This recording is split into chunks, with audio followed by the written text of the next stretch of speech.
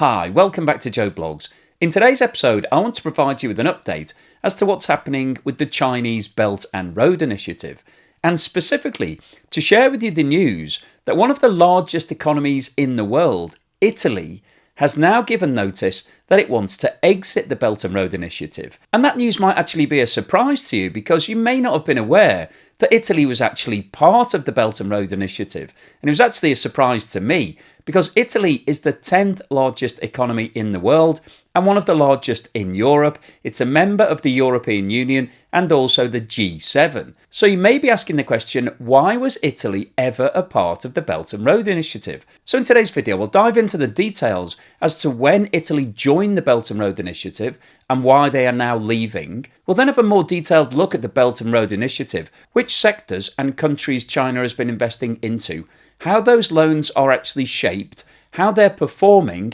what the level of distressed debt is, and what China's challenge is over the next 5 to 10 years with regards to actually finishing these projects, because there is a real danger that we have a massive amount of unfinished Belt and Road Initiative projects all around the world unless China puts its hand in its pocket and continues funding all of these different projects. And then finally today I'll wrap up with my summary as to how I think the Belt and Road Initiative is faring right now and what's likely to happen over the course of the next 3 to 5 years. But before we get started on all of that, I'd like to say once again, thank you so much to everybody that supported the channel during 2023. If you bought me a coffee or sent me a YouTube super thanks or signed up as a Patreon or a YouTube member, thank you so much. I genuinely appreciate your support. China's Belt and Road Initiative was first announced in 2013 and is a global infrastructure development strategy to develop 2 new trade routes connecting China with the rest of the world. In terms of the scale of China's investment into this initiative, this map of the world shows the location of all of the projects. And at the end of 2021, there were 20,985 projects in 146 different countries with a total investment value of $1.34 trillion. The Belt and Road Initiative covers every low-income, lower-middle-income and upper-middle-income country in the world and has live projects in every major world region, including Africa, Asia, Oceania, the Middle East, Latin America and the Caribbean, and Central and Eastern Europe. President Xi of China officially launched the Belt and Road Initiative during an official visit to Kazakhstan in September 2013. However, as you can see from this graphic, that wasn't actually the first time that China made investments into overseas countries. And interestingly, in the 2 years following the start of the global financial crisis in 2008, China actually ramped up the level of its overseas investment to around $120 billion in 2009 and $100 billion in 2010. However, as you can see from this graphic, there was an increase in the level of overseas investment in 2013, which was the year that the Belt and Road Initiative was launched. The amount of investment actually fell in 2014 as a result of the slowdown in the global economy that took place in that year. There was a bounce back in 2015 and 2016, which actually was the biggest single year of investment for China, when it invested between $130 and $140 billion. And since that time, the total amount of investment each year has been declining.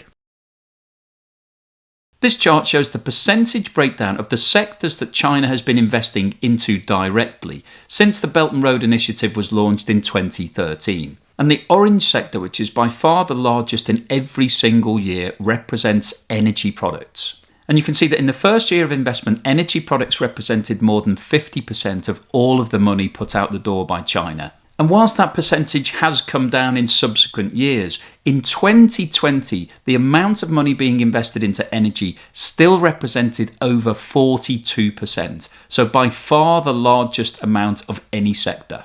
The next single largest investment sector was transport, which represented around 16.5% back in 2013 and 31% in 2020. The development of commodity metals has been the next largest investment, and this is the yellow section. And the fourth largest sector that China has invested into is real estate. And a lot of that money has been invested into the construction of new real estate in many countries around the world using Chinese contractors and employees. So the usual form of the contracts for the Belt and Road Initiative is that Chinese companies will be employed to design and build the project, and Chinese employees will be shipped over directly from China, will complete the build, and will then go back to China. So this was essentially a way of providing guaranteed work to a lot of Chinese companies and employees. So just to recap before we leave this table, a lot of the investment that China's been making into overseas countries has been focused on the development of energy products and metals. In 2013, these two sectors combined equated to around 57% of all the investment. And by 2020, that figure was still above 50%. And one of the drivers for this form of investment was to ensure that China developed strong relationships with the countries that owned these natural resources in order to develop that sector in the country, but also to make sure that China could get access to these products going forward. In March 2019, Italy announced that it was the first developed nation in the world to join China's Belt and Road Initiative. And this news was a surprising development for the Belt and Road Initiative, because up until that point, it had really been focused on helping underdeveloped nations to try to build infrastructure. Following a meeting in Rome between President Xi and the Deputy Prime Minister of Italy, it was announced that a total of 29 deals amounting to investment of €2.5 billion had been signed as part of Italy joining the Belt and Road Initiative. It was announced that deals had been signed including energy, finance and agricultural produce, and that China's communications and construction companies would be given access to the port of Trieste to enable links to Central and Eastern Europe, and would also be involved in developing the port of Genoa. So why did Italy join China's Belt and Road Initiative? Well, the simple answer to that question is finance. In 2018, Italy entered its third recession in a decade. And in August of that year, a bridge collapsed in Genoa, killing a number of people. And the authorities were heavily criticised for the crumbling infrastructure in the country and the lack of investment. So the new coalition government that had been elected decided that a good way to finance lots of new infrastructure and projects was to team up with the Chinese and sign up to the Belt and Road Initiative. Now, the initial memorandum that was signed between China and Italy was for a period of 5 years.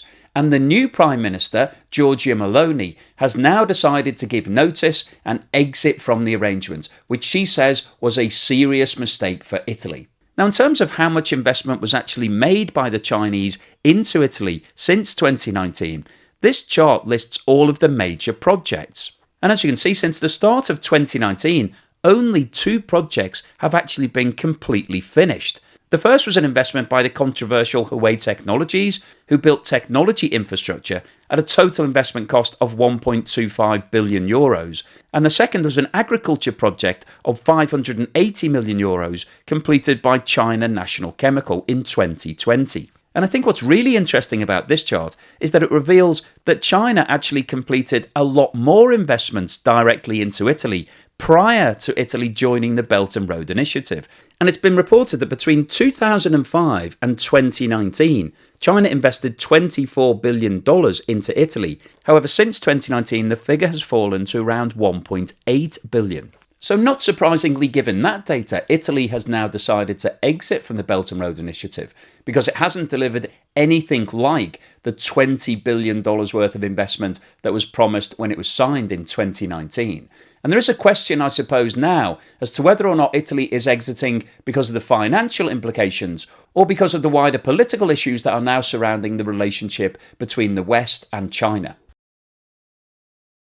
This chart shows China's exposure by country for the Belt and Road Initiative investments. And you can see that the biggest single exposure that China has right now is to Russia with around $300 billion. The next largest country that China has invested into is Qatar with around $250 billion. And the other countries on this list that have high amounts of valuable natural resources are Saudi Arabia, where the exposure is around $100 billion, United Arab Emirates with around $75 billion, and Nigeria with around $60 billion. Now, the way that China structures its investments for the Belt and Road Initiative is by providing loans. So the money that's put into all of these projects around the world are loans that have to be repaid by the host country. And this chart shows the split between the loans that have a fixed rate of interest and those that have a variable rate dating back to the year 2000. Now, no official data has been published by China advising what the rate on these loans is, but from the data that Aid Data has compiled, it's estimated that the interest on these loans ranges between 0.5% and 3%. But what's interesting about this chart is that over the last 20 years, there's been a significant increase in the percentage of loans being provided with a variable rate and a consequential reduction in the number of loans being given with a fixed rate. And the reason that that's important is that a variable rate, by definition, is variable and therefore can be increased by China if they consider that the risk profile is getting worse. And if we focus in on 2013, which was the start of the Belt and Road Initiative, you can see by that point around 80% of all of the loans that China was issuing were variable rate. And over the last 10 years, the percentage of variable rate loans has increased and is now sitting above 90%. And obviously, from a borrower's point of view, that's bad news. If you take on a loan that has a fixed rate, you know exactly what the rate of interest is going to be on that loan for the rest of its life. However, if you've got a variable rate that's set by your lender, and your lender suddenly decides that it wants to increase the amount of interest that you're having to pay, there is nothing you can do about that. And that's the situation that the vast majority of these countries are now facing. Now, in addition to the rate of interest that's being charged on the loan, China also charges penalty interest rates for countries that are no longer compliant with the original terms and conditions of their loan. So this may be a situation where a country is unable to make its interest payments or gets to the point where it's actually defaulting on the loan itself. And this chart shows how the penalty rate of interest has changed. On the early Belt and Road Initiative deals, the penalty rate of interest was on average 0.58%. However, on the later stage loans, that penalty rate of interest has been increased to 1.18%. And of course, this is a major concern for these countries involved, because if you get to the stage where you're in default and you can't actually afford the payments, the last thing that you want to do is have penalty interest added on top of the original interest, because it makes it even less affordable and just increases the amount of money that you owe to China. This chart shows the percentage of China's official sector lending commitments that are backed by collateral, which is basically an agreement whereby China can take ownership of the assets that are being developed as part of the project. Now, interestingly, this chart goes back to the year 2000, which is before the Belt and Road Initiative was officially launched. And you can see that in 2000, only 19% of all of China's loans had some sort of asset backing. If we now focus in on 2013, you can see that 60% of the entire loan book had collateral support. However, by 2021, that figure had increased to 72%. And the reason that this is important for the host countries is that they run the risk of losing control of their own assets if they can't keep up the repayments on the debt that's being provided by China. And a great example of this is Hambantota Port in Sri Lanka. The Belt and Road Initiative supported the development of Hambantota Port. However, Sri Lanka was unable to keep up its repayments, and as a result of that, China signed a 99-year lease and now have full control and ownership over that part of Sri Lanka. And the fact that China now have unabated access to that port has raised security concerns in India, which is very close to Sri Lanka, because they're worried that China could set up a military base, and this has also raised concerns in the USA. And I think this issue of collateral is probably one of the most contentious parts of the Belt and Road Initiative, because if China decides that it wants to enforce on all of the loans that are in default, it could take over a serious amount of assets all across the world. One of the big questions surrounding the Belt and Road Initiative is how are all of these countries going to actually repay the debt? Where will they be able to get the cash from to make the lump sum repayment once these loans become due? And this chart shows the profile of when all of the Belt and Road Initiative loans will reach their projected repayment date. The scale on the left-hand side of this chart goes from 0 to 100%, and across the bottom we're showing the years from 2000 to 2050. So as you can see, currently 44% of all the Belt and Road Initiative loans have reached their repayment date. However, as you can see, there is a steep profile over the next 20 years, and by 2050, every single loan will be due for repayment. Now, realistically, the only way that these countries will actually be able to repay China is if the assets have actually been constructed and are generating serious amounts of cash, and therefore they would be able to raise some sort of bond finance, some sort of alternative loan to repay China. But those loans would need to be cheaper than the Chinese deals. And one of the problems that a lot of these countries are facing is that they are still high-risk economies, they don't generate huge amounts of cash, and therefore it's unlikely whether or not the majority of them would be able to actually issue any bond finance to repay the Chinese loans. So realistically, the only other party they're going to be dealing with is China on some sort of rescheduling. This chart shows the percentage of China's portfolio of loan commitments supporting countries in financial distress. After the Belt and Road Initiative was launched, Chinese state-owned creditors went on a lending spree, issuing thousands of loans for big-ticket infrastructure projects spread across countries in the developing world. However, they did so without strong risk management guardrails in place and lent to borrowers with bad credit ratings or no credit rating at all. Countries such as Laos, Zambia, South Sudan, Suriname, Zimbabwe, Tajikistan, Pakistan and Argentina. As a result of this strategy, Chinese state-owned creditors are saddled with many underperforming loans and are now looking to ensure that their overseas borrowers are sufficiently liquid to continue servicing their existing infrastructure debts. And this chart highlights the scale of the problem. Back in 2000, the total percentage of China's portfolio to countries in distress was sitting at 34%. Today it's sitting at 79%. So the vast majority of all of this debt has been provided to countries that are in financial distress. And this chart shows the composition of China's loan portfolio by financial instrument. The dark blue line at the top of this chart shows infrastructure project lending. The red line shows what's classified as emergency lending, so a situation where a rescue deal needs to be put in place urgently for these projects. And the grey line are other loans. And the scale on the left-hand side of this chart goes from 0 to 80%, and across the bottom we've got the years from 2000 to 2021. So you can see that back in 2000, around 70% of all of the loans were infrastructure project loans, and emergency lending represented around 30%. However, in the period between 2001 and 2013, the amount of emergency lending was less than 10%.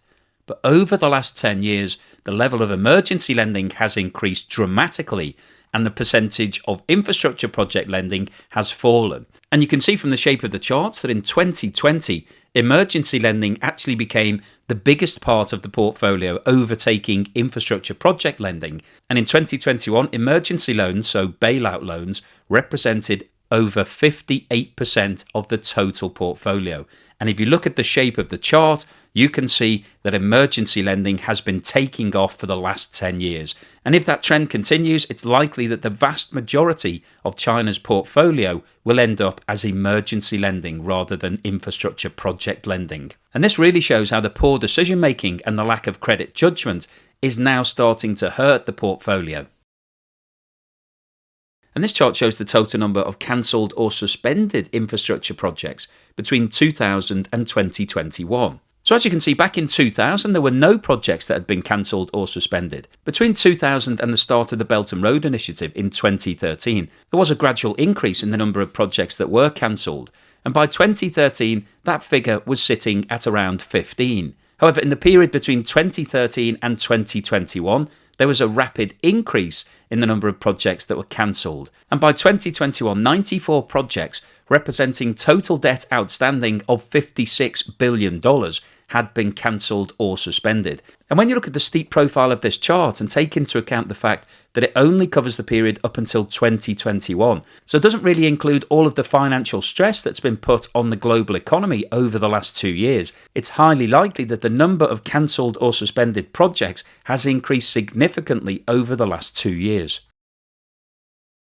So what's the summary and conclusion today? Well, I wanted to post this video firstly to update you on the relationship between China and Italy. I wasn't actually aware that Italy were part of the Belt and Road Initiative until they announced that they were exiting from it. I think that might be news to a lot of people watching this video.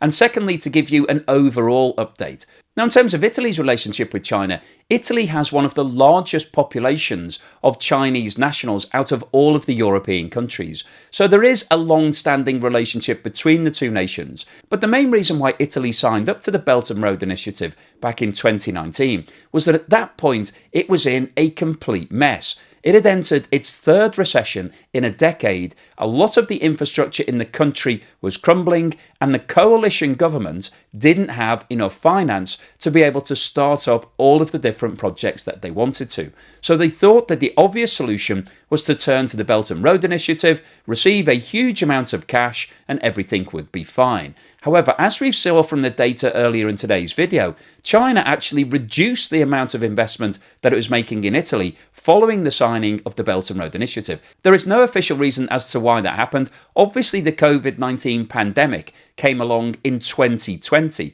so that reduced investment all around the world. And then following on from that, China has been experiencing problems with a lot of its Belt and Road Initiative investments. So it may well have been that China was constrained financially and therefore didn't have enough cash to make the new investments into all of these different projects. And as we've seen from the data in today's video, the Belt and Road Initiative isn't going to plan from China's point of view. So far, they've invested $1.3 trillion into around 150 different countries, and the vast majority of all of those projects have not been completed, and 79% of them are in countries in financial distress. So China has a real problem on its hands here. Either it decides to walk away from the 1.3 trillion that it's invested so far and write it off, or it needs to carry on investing into all of those different countries. And when you look at the details as to what China has actually been investing into, these are things like power stations, airports, roads, railways, and ports. And that sort of infrastructure is entirely worthless unless you complete it. A half-built power station obviously is no use to anybody, and nobody else has the cash to be able to finish these projects. And because China has set these deals up as loans, where it has collateral, so it owns the assets in a worst-case scenario, nobody else is going to step in. You're not going to be able to find another overseas investor to come in and finish that power station because China has a charge over it. So China's currently between a rock and a hard place. It's going to have to carry on investing to see those projects through to fruition in order for them to be able to generate some income to pay China back. But of course, the bigger concern at the moment is that China could leverage its position to take control and ownership over those assets. And that's exactly what we saw at Hambantota Port in Sri Lanka, when the Sri Lankan government couldn't afford to keep servicing the loan, and so China took a 99-year lease over that port, and there are security concerns out of India and the USA that China could use that as a military base in the future. So the overall summary of today's video is that the Belt and Road Initiative has been a massive investment from China's point of view, the biggest single project investment ever seen in the world, $1.3 trillion in around 150 countries. But unfortunately, from China's point of view, they are nowhere near completing those projects, and it's likely that they'll have to invest at least that amount of money again to see these projects through to completion. And if they do, the big question is, will they look to take over all of those assets? Will China basically have infrastructure that it owns, manages, and is taking cash out of in 150 different countries?